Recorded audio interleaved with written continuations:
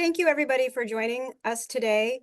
It's great to be able to speak with people on Giving Day. I've watched a few of the other presentations, and they've just been fabulous. I've learned some things myself, and so I'm really excited to have the opportunity to give a quick overview on the Advocacy Department.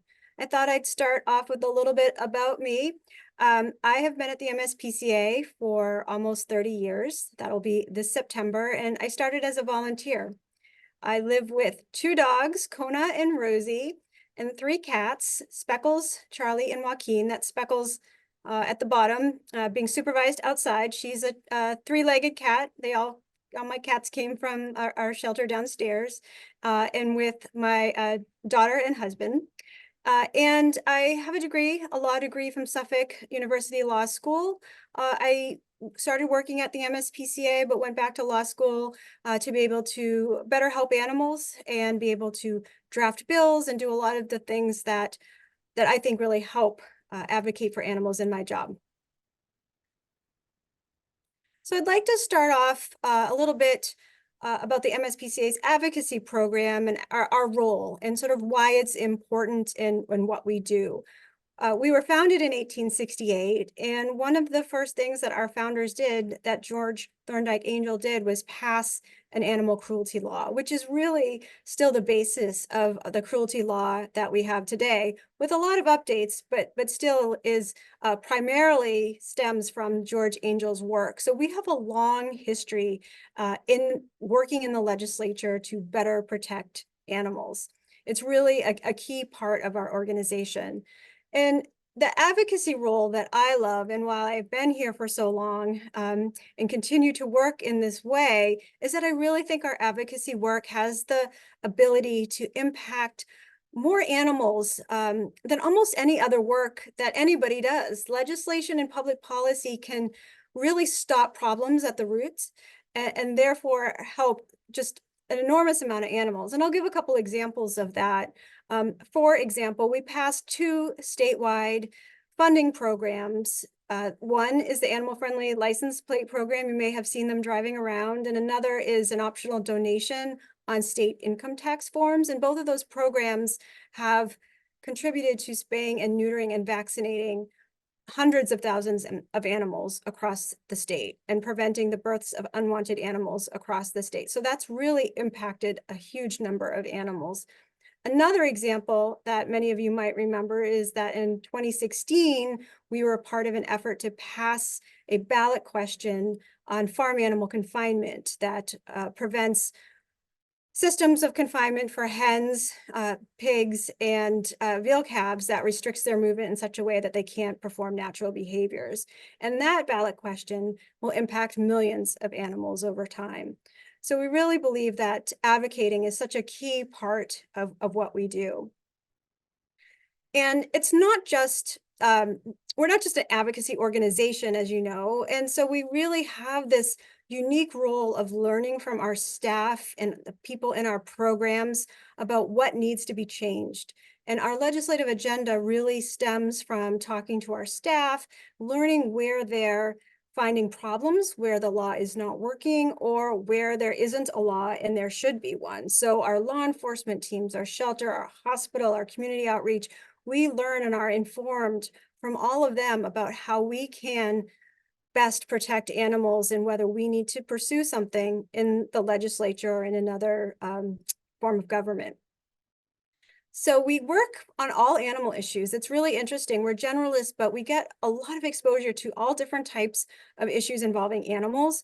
A lot of us think of, the dogs and cats and maybe some other small animals that are in our homes, but we work on all types, including wildlife. We spend a lot of time talking about how to live peacefully with coyote, a bear, how to humanely evict squirrels from an attic, and preventing repeal of the restrictions on cruel body gripping traps. We also work in animals and entertainment, and I'll talk a little bit about a bill that's pending in a minute, and animals used in laboratories, and I will talk about a victory on that issue shortly.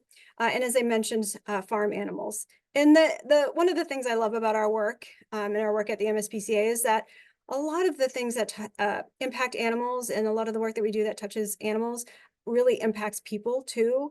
An example of that is a bill that we worked on that allows pets to be included in temporary restraining orders in domestic violence cases. So a lot of things, times we're really, when we're helping animals, we're helping people too. We work on all levels of government. And one of the things that I consider our department, we're really problem solvers. And sometimes we're brought a problem, whether it's by law enforcement or somebody in another part of the building or externally, and, try to figure out, is there a way to solve this problem? Can we help educate? Can we create some programs to help something that's maybe not going right?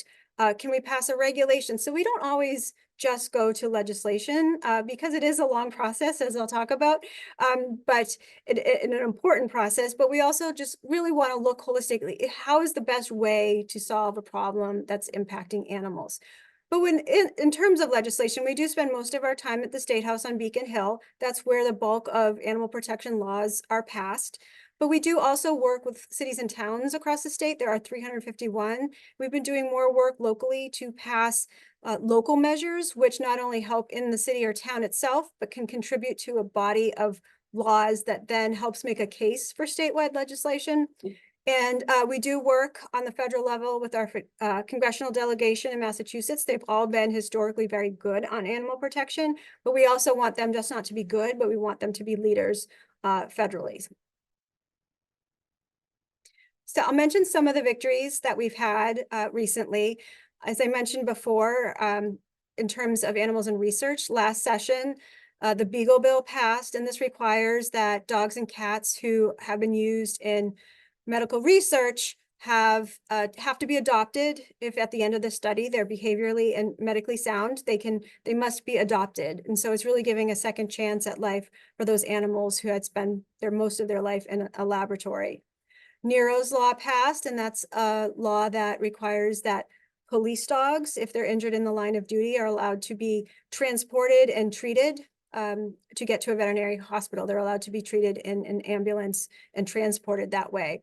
And that stemmed from a really unfortunate case in Yarmouth where a police officer was shot and killed and the dog, Nero, was injured. And so that also passed last session. Last session, the laws relating to poaching, which is illegal hunting, were also strengthened for the first time in many, many years. We also worked a few years ago to pass a hot car law. We hear a lot about in the summer when it gets really hot really quickly. We know what New England weather is like. You never know when that's going to happen. One day it's 40, the next day it's 90. So making sure that there's avenues to make sure that animals who are in hot cars or even cold cars don't suffer. And that law also put some restrictions on tethering and making sure that dogs aren't kept in cruel conditions. We've also worked to end breed discrimination in cities and towns so that people aren't unfairly targeted because of the type of breed of dog or what their dog might look like. We've also worked to ensure animal cruelty is reported by different professions. We prohibited the drowning of animals, which, hard to believe that was still happening, but it was, and many, many more. And one of the points I'd like to make about these victories is that none of it can happen without you, without our members, the public, the people who are on our animal action team. And I'll tell you how to join that if you'd like. But when we're walking down the hall, when I'm walking into a legislator's office, they know what I'm going to say. And we are certainly leading the way on these issues, but they need to hear from the people who vote for them, who are in their districts. They want to know what you all think. So it's really a team effort, and none of these bills would have passed if people weren't calling their legislators to urge them to vote yes on them. I'll quickly mention a select number of the issues that we're working on. There's a slide coming up that has information on how to learn more about these issues. And I only picked a few in the interest of time, but just to give an idea of some of the bills that are pending in the state legislature right now. And the state legislature operates on a 2-year cycle. So we are in the second year of the legislative session. So bills were introduced last year, they had hearings last year, and now in 2024, we're really working hard to get the bills passed by July 31st when formal sessions end. Some bills can pass in the period between July 31st and the end of the year and December 31st, but not all of them. They have to be deemed uncontroversial. So really, July 31st is the goal date, and the legislature will only get busier from now until the very end of session. So a few of the bills that we are working on. The first one on the slide here is about dogs, cats, and rabbits in pet stores. We know through state records and federal records that almost all of those animals sold in pet stores in Massachusetts and elsewhere come from large-scale breeding facilities. So this bill would prohibit that, but it does allow pet stores to partner with shelters and rescues to provide those animals to the public. So this is a popular bill. We're hoping that it advances, of course, and a lot of local cities and towns have taken this up locally. So we really think that that will help get some more momentum on this bill this year. The next one I'll mention is called Ollie's Law. Ollie was a dog who was attacked and then eventually passed away after spending about a month in a veterinary clinic due to after his first day at a doggy daycare. And we have heard from people, I get calls way too frequently from people who have had an animal that has been injured or killed in a boarding facility or kennel. And their problem is that there's no statewide regulations for these type of kennels. And so this bill, Ollie's Law, would do that. It would require the state to put in some regulations to make sure that there are procedures in place to protect animals. And also, if there was an incident in the investigation, after the investigation, there would be some information provided to the public on a website so people can make informed decision. Because this is also, it's an animal issue, of course, but it's a consumer protection issue, and people expect that there are some state regulations in place. They want to make good decisions about where we drop our dogs off. The next one on this slide is about housing. And as I mentioned, so many of our bills do impact people too. And this is for sure one of them. Many of the animals, as you can guess, that come into our shelters or take longer to adopt are because they look a certain way, they're a certain size. We know that it takes longer to adopt dogs who are considered a certain breed. So this bill would open up some state-funded housing and prevent insurance companies from discriminating based on breed, size, or weight. We know it's very, very difficult, and there's been so much interesting data to come out recently about how you really can't tell what a dog breed is by just looks. And that's sort of removing these types of stereotypes, which we started to do a few years ago when we removed the barriers, the ability for cities and towns to ban certain dogs. So this is really just a natural step in addressing this sort of these kind of myths that exist about certain breeds, and helping people stay together with their pets so they're not being separated because of these arbitrary types of policies. One of the bills I'll mention next is a really good example of collaboration between law enforcement and our advocacy department. This is sort of an omnibus bill, an act relative to humane protection of animals that contains many measures, but several of them come from discussions with our law enforcement team about the current state of the laws and where improvements could be made. One example in this bill is that, well, Massachusetts only has a felony animal cruelty statute. We're the only state like that. But sometimes there are situations where it may be better addressed by a civil citation when it hasn't risen, and a condition hasn't risen to felony animal cruelty, but yet it's not okay. And so there's a definition of cruel conditions, and a law that exists that applies to dogs that are kept that way. And we're really trying to expand that so that other animals are covered. And there's not just one tool in the toolbox with the felony animal cruelty, but other things to really help get at situations that need to be improved for animals. And the last one I'll mention is a bill that would restrict the use of certain exotic animals in traveling animal acts. You actually may have heard that Ringling is now back, but with no animals, no wild animals for sure. And that's certainly a trend, but we know that there are these acts that still come around in Massachusetts, and there are so many dangers to both the animals and people in these types of acts. So we really hope that the bill passes to prohibit them. On the local level, we've worked with cities and towns, as I mentioned before, to help pass measures, and building this body of law really helps move things at the state level. We've worked with advocates in communities to pass local restrictions on traveling acts, local restrictions on the sale of new fur sales, and that's something that's been gathering steam lately. There's 14 municipalities that have a humane pet shop bylaw, and this photo is from the one that I worked with advocates in North Andover to pass. And a new issue that advocates are taking on locally is the issue of second generation anticoagulant rodenticides that harm not only animals ingest them, but then the hawks and the eagles and the others who prey on those smaller animals that eat this type of rodenticide. So would like to sort of wind down with some information on how you can keep in touch with MSPCA's advocacy department and learn more about some of the issues that we're working on and some that I didn't have an opportunity to mention. MSPCA.org/advocacy is always a great place to go. These images come from that landing page where you can learn about a lot more information. There's links to a lot of things, including joining our animal action team, which is a list where we send alerts on these types of public policy and legislative issues, if you'd like to receive those. This page also has our action center, so you can take quick action by tailoring a letter to your elected officials.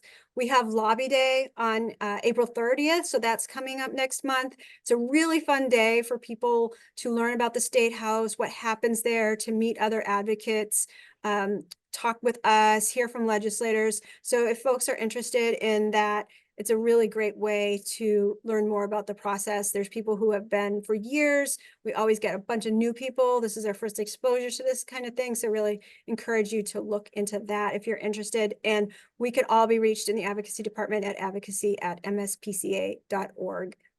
And the last thing I just would like to mention is we have a fairly new community advocacy leader program, which is a new volunteer program where we're really looking to develop community advocacy leaders in each legislative district.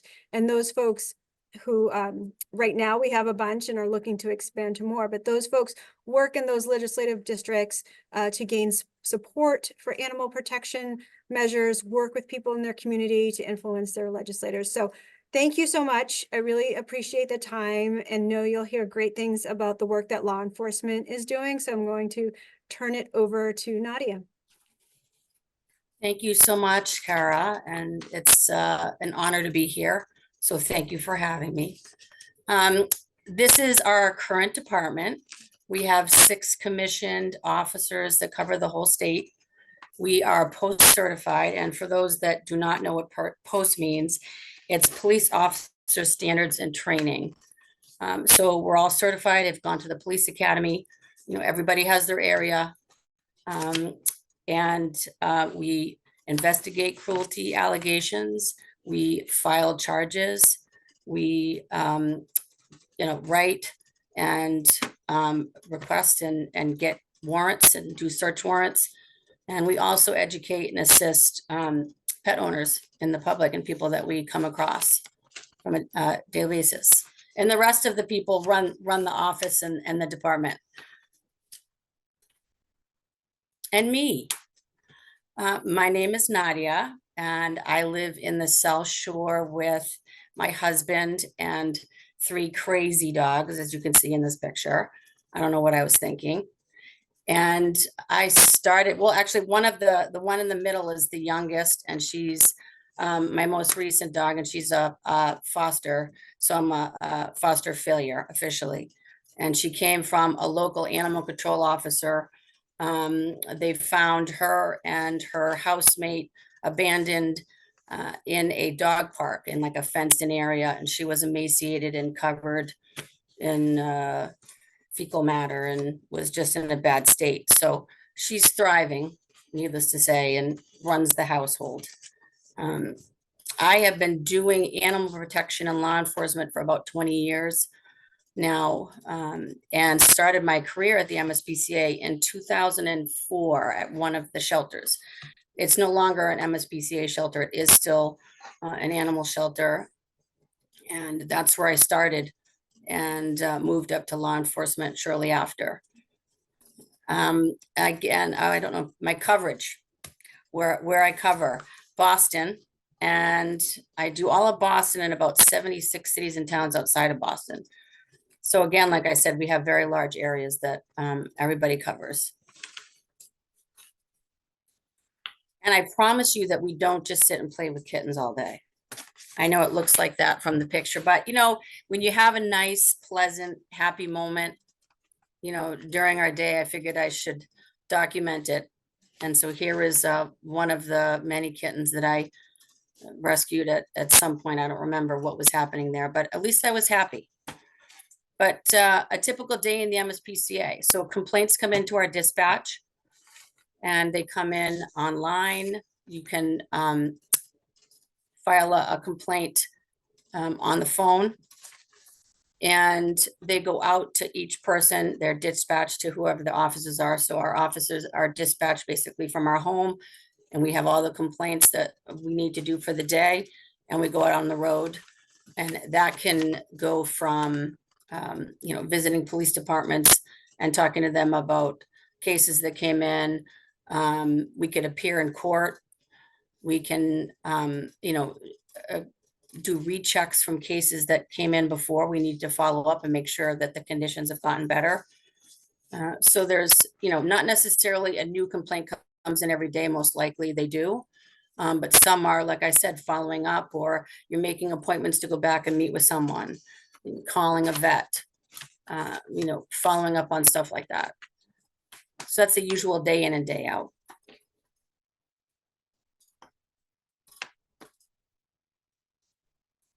Nadya, I am trying to advance your slide. This is what I was afraid of. It is not, It doesn't want to go. it doesn't want to go. So I apologize for that. No, that's okay. I Um, mean, I could just keep talking and until then, I don't have a problem with talking, as people know. but your next slide, in case you don't My- have it in front my of you, next- is the yeah. law enforcement impact. Yeah. The law enforcement impact is it's really great, I think, because, you know, what we like to see is we always want to try and make the situation better for the animal, for the people. And, you know, it's about education, and it's about offering resources to people. And it's not just about enforcing the laws. It's not just about charging and going to court. You know, it's about wanting to help people and help animals and keeping them together. And, you know, as you can see here down on the right, we even do cleaning of cages. So we're multifaceted here at law enforcement. And I just mean, you know, this is a situation where the person wasn't super mobile to clean the cage. So while I'm there, I offer to do it. And I think that's something that we all do in law enforcement. Is, again, it's not just about enforcing the laws. It's about education, you know, offering resources. And I think that when you offer those resources for people, it gains trust with our department and the people, and then they pass it on to others. And, you know, the other people will call us and say, hey, my friend told me that you guys were able to help them out. And we can do that with, you know, really great relationships with our community outreach program, with the shelter clinics. You know, I couldn't do my job without them. You know, advocacy, it's, you know, everybody together makes that possible.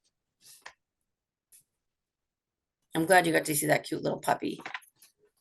And I just wanted to touch on one of the cases. They asked me one of the cases that kind of affected me most. There's so many, and there's many a nights I lose sleep, and many a weekends that I spend worrying about cases and animals, and did I do everything I could do? But this one in particular, this is Dior, Joby, and Remy. And Dior is the terrier on the far left, the tan and white terrier. And it's a hard case because it started off back in 2020 with a complaint about the conditions and the care of the gray pit bull that you see up on the top. And we tried to work with the owner and offered her lots of resources. And I referred her to our community outreach program, who really worked with her and gave her food and, some medical care, free vaccines, and really tried to educate and help her and the dog to be a better situation. And throughout the couple of years that we were involved, another dog, she got Dior, which is the terrier on the far left. Or I don't know if it's your right, I apologize. And she got another dog, and we continued to help her.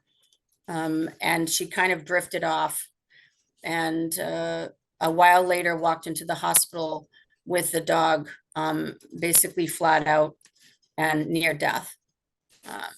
Dior had to be euthanized because she was so ill. And we did a necropsy and basically found that Dior had been starved to death, and Dior was emaciated. And this started the process of charging and going through court with this owner. And she was put on probation during the length of the case. And during that time, she was told not to get any more animals, to own any animals. And so the court was told that she didn't have any. So you come to last summer, and Boston police went to her residence for something else and found Joby, the tan and white spotted dog on the bottom, also near death and severely emaciated and barely alive. And the dog up on the top right, Remy, who was the initial dog, was also very thin. And we were able to get those two dogs, and Boston police worked really hard on this case, and we were able to save those two dogs. And she was charged again, and she's currently doing jail time for the violation that I had charged her with because she had these two dogs. We weren't able to save Dior, which is unfortunate. And, it's one of those cases where, again, you wonder, what could you have done? We really tried, and we want to do the right thing. We really tried to help her be a good pet owner and make it a good situation for the animals. And we just got to keep trying, no matter what. We can't give up. And so that's affected me, but I feel like justice happened for these two dogs, and they're happy and safe, and that's the most important thing. So that's one of the big ones. Like I said, there's a lot, but that was a big one. So thank you so much for having me. I hope I didn't miss anything. And if I did, I'm sorry, but again, it was a pleasure. No, thank you, Nadya, and thank you, Kara. I am going to pivot to open it up to some questions. I can understand why you take those pictures with kittens when you can, because you certainly see your fair share of challenging situations, and so I would take all the selfies with kittens as well. Right. The first question for you, Nadya, can you talk a little bit about your team's partnership with local animal officers? For example, Bill Ricca has animal officers. How do you really partner with specific towns and existing infrastructure they have around the work that you do? Oh, absolutely. I think the towns that I have a relationship with are fantastic. I mean, I really, honestly, when I say I couldn't do my job successfully without all the programs that I mentioned and without the animal control officers that I have. As a matter of fact, I'm currently sitting out of our animal control shelter right now. I was on the road doing calls. I'm like, please, I got to come in. I got to have an office. It's got to be quiet. But I trust them. Mm-hmm. They call me for help when they need something. I'm there. And the same for me. If I can't get there and I'm like, I got a call that this animal's hurt, can you just make sure it's okay? And then I'll be there. And it's amazing. And, the relationship is essential, in my opinion, to be there for each other. Yeah. This next question is actually for you, Kara, and it's about the ban that you talked about with exotic animals and traveling shows, and the feeling that it kind of keeps coming up with a little bit of a different slant to it. And so are there things that we as advocates can be doing to help really address the root issue versus it kind of reappearing time and again under a different guise? Sure. Yeah, this one has been a tough one. It definitely has been around for many years, and we've tried different variations of it to help address concerns that have come up in the legislature. So at one point, we had focused on a ban on the bullhook, which is a sharp poker-like, fireplace poker-like instrument that's used to hit elephants and get them to do what you want. But after, that was filed for a couple years, but eventually decided that the best way to do that was just to go right after the fact of these animals, these wild animals in these performing acts. So without getting into too much detail about the legislative process and the ins and out, it's a tough process. Only about 4% of any bills that are filed, not just animal bills, but any bills that are filed in the Massachusetts state legislature become law each year. So each year I feel like a bill that's been around for a few years, which is not uncommon at all. I've worked on bills that have taken 6, 8 years to get through and eventually do. But it's a journey where we're educating lawmakers through the process. We're getting more support on from our advocates, and the people think differently. Like I've noticed since I've been doing this for a long time, people caring about issues that they didn't used to care about. People understanding that this is not something that should happen to exotic animals. But we do, whenever there is an opposition or an industry impacted, those bills tend to take a little bit longer, and sometimes they've gone to the ballot because there is opposition on the other side, and so that is certainly something that can slow or stop a bill down, and we have to really work hard to try to counter that. Yeah. So you mentioned Lobby Day earlier in your presentation. Can I give you just 30 seconds to just give your pitch for Lobby Day about how people can participate or sign up or just increase awareness of it? Sure. It's people can register at mspca.org/advocacy. We just put a big link on there today, so people can register. We do it in combination with several other animal protection groups. So there's trying to collaborate to really make the most impact to get legislation through, and what isn't necessarily an easy process. But we start off with lunch in the morning and a speaking program, breakfast in the morning, a speaking program with legislators and advocates explaining the legislation that we're going to work on, hearing from people who have come before and who have learned tips about meeting with legislators. Then we have lunch, and people go after that to meetings that we set up with their individual lawmakers based on where they live. So a meeting with their state senator and state representative. We put notes in everybody's folder so that if you have a legislator that's on a key committee or is in the House Ways and Means where the circus bill just mentioned we were talking about is pending, we can make sure that you're emphasizing those things where that lawmaker has the most chance of moving. So it's a really great day. Everybody always has a wonderful time. It's great for new folks who just aren't so sure. There's almost always more people that will be in your meetings with you, and we organize the tables for lunch and breakfast with signs with your county or your area. So like Metro West or North Shore, you can sit with folks and get to know people in your area too. Great. We'll be sure to send that link when we any follow-up to this group of participants to make sure that they have an opportunity to sign up and even just spread the word and increase awareness. Nadya, just one last question for you.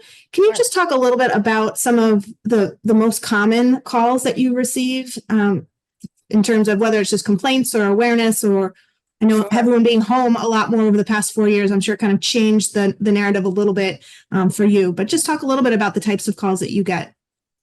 Yeah, sure. Absolutely. I think that for me, I've noticed a lot more recently is a lot of beating calls.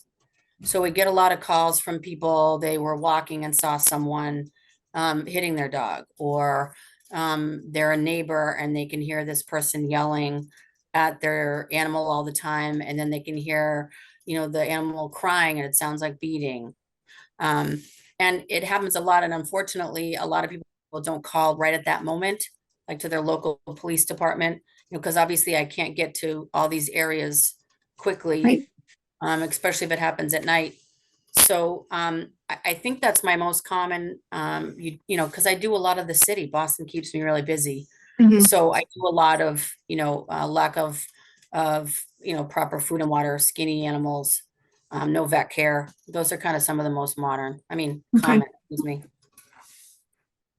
Well, thank you both so much. We packed a lot of content into this session.